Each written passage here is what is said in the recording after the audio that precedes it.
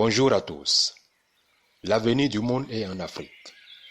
Si le coronavirus était un robot, les Occidentaux l'auraient envoyé directement en Afrique pour exterminer les indigènes. Messager rare.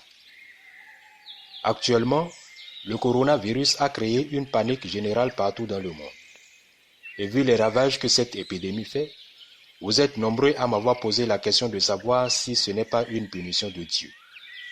Pour l'heure, le plus important, c'est de vous exhorter à une union de prière où que vous soyez, afin que Dieu accorde un repos éternel aux âmes des victimes décédées et que ceux qui sont diagnostiqués positifs puissent recevoir un traitement efficace afin de sortir de cette situation. Et enfin, à ceux qui ne sont pas touchés, que chacun observe les mesures de prévention requises. Bien qu'il me soit très difficile de répondre par l'affirmatif à vos questions, je me dois quand même de vous dire ce qui est vrai. Vous devez savoir que le monde est en déphasage avec l'idéal de Dieu. Et depuis des siècles, Dieu a commencé par nous avertir du danger à venir, mais vous le savez aussi bien que moi que le genre humain est têtu, car nous avons un cœur de pierre. Le dernier avertissement fut l'incendie de la cathédrale Notre-Dame de Paris le 15 avril 2019. Cet incendie qui a duré 15 heures de temps a levé une partie du voile sur le fond et a montré le vrai visage de la religion catholique romaine. Peu de temps après l'incendie, le monde entier a vu les images choquantes des statues et sculptures, des humains couchant avec des animaux, des hommes couchant avec des hommes, des femmes couchant avec des femmes retrouvées dans la cathédrale. Ce qui révèle le caractère immoral et inceste promu par l'Église catholique romaine, célébrant des mariages homosexuels et autres.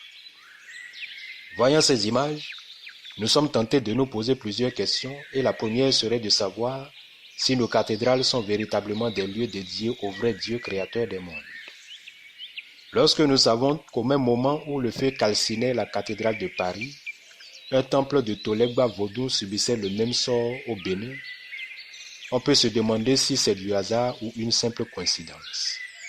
Ce qui est bizarre, c'est que l'incendie a commencé le 15 avril. Le 15 avril étant une mauvaise date, nous pouvons nous demander si cette date n'a pas été choisie par Dieu pour mettre à nu le mensonge de l'Église catholique romaine. L'incendie ayant duré 15 heures de temps, il n'y a pas de doute que cela soit un plan divin lorsque nous savons que le nombre 15 a pour vibration les fatalités et les situations violentes. Jusqu'à ce jour, 26 mars 2020, le bilan publié sur cette épidémie place l'Europe au premier rang, avec l'Italie en tête pour plus de 60 000 cas, dont plus de 7 000 décès en seulement quelques jours.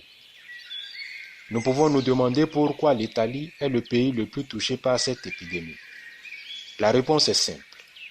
C'est parce que l'Italie est le siège du mensonge transformé en vérité qui a détruit ce monde. Nous sommes à l'ère du Verseau, l'ère de la vérité et tout ce qui était caché doit se révéler. Le Verseau est régi par l'élément air. Ce n'est pas un hasard si cette maladie est d'ordre respiratoire.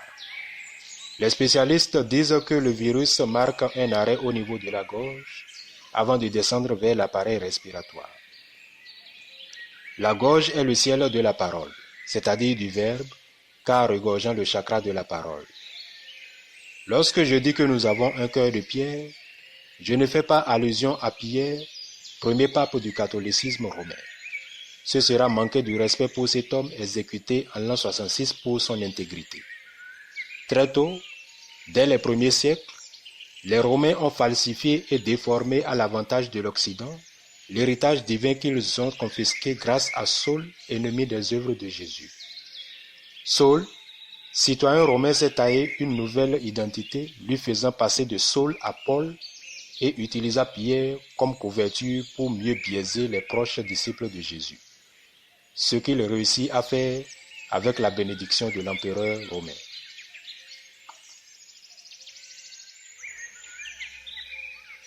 L'Afrique étant terre de vérité, les Africains ont été très tôt écartés de la gestion au sommet de l'Église catholique romaine, de peur que le mensonge sur lequel est érigée l'Église dite de Dieu ne s'écroule.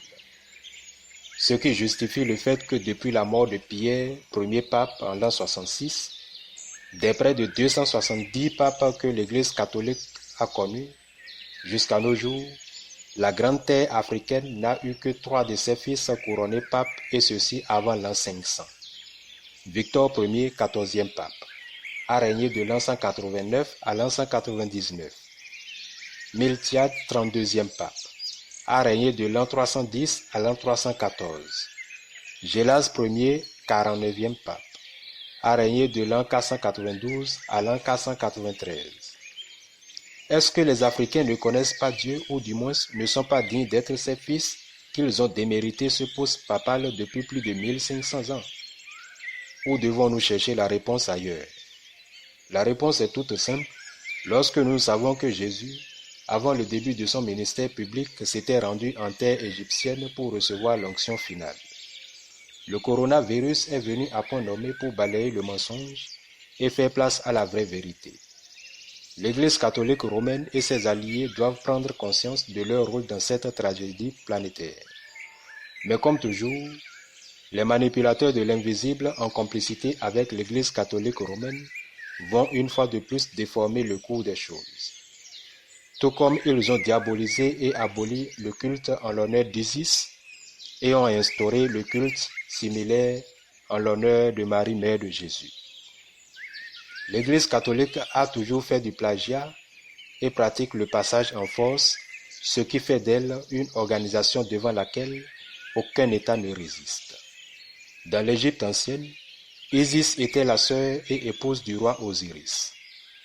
Mais le dieu Seth, un dieu jaloux et très violent, tua Osiris. Isis prit donc le corps d'Osiris et alla le cacher, puis elle a eu affaire avec le corps et conçut Horus. Lorsqu'Horus grandit, il prit le trône et étant devenu véritable pharaon, il dédia un culte en l'honneur d'Isis sa mère, faisant d'elle une déesse.